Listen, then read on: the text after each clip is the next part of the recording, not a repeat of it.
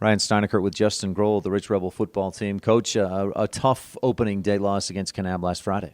Yeah, it's one of those things that sometimes nothing goes right, and you're learning with new people. You're trying to learn and put them together, and what you think will work kind of sometimes doesn't work, and so we'll have to readjust and go from there. You beat Kanab here last year, but they're a better team, and with Sam Morton behind center, their offense looked pretty solid. Yeah, they're really good. Their offensive linemen do a great job, and then once you try to stop and get the run stopped, then he can pass, and so they hurt us in both directions, and they're going to be a good team. There have to be some positives you can find. I mean, you took care of the ball fairly well, not a ton of turnovers, and there were times when your defense was working right, you stopped them. Yeah, it's kind of like the young kids when you start throwing them in. You're going to have some mistakes. We knew that going in we'll have some mistakes. Sometimes it turns out worse than what you thought, but there's a lot of positives we can build on. Our line, for the most part, blocked really well. We'll have to make some fine-tune adjustments and move a couple of people around, but they did very well.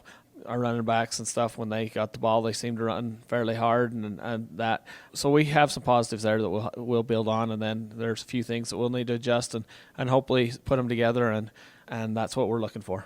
There were a lot of times, and we probably talked about this Friday, and that a few times, maybe more than a few times, you'd see that hole open up, but then somebody from the backside didn't get blocked just barely long enough that the back gets tackled in the backfield before hitting that hole. Yeah, and a lot of that has to do with the way we're running things, timing and that, and just 1/2 of a second, it means a lot. I mean, it's a big play compared to getting sacked. So timing's got to be a little bit better, and we just need to stick with our blocks a little bit more.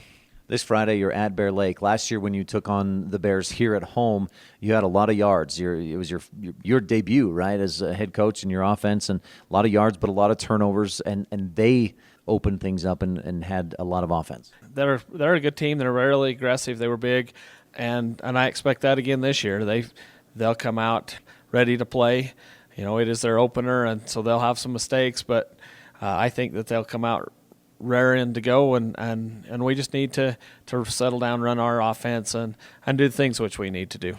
Are some of those specifics, like get that timing down, hold those blocks a little longer? What are other things, and what are other things that you need to do to compete with Bear Lake? Yeah, those are a couple of times when we passed it, I felt we could have do a little bit better job on our pass completions. That would be a big one. That'd help open up the run game. And block and tackle.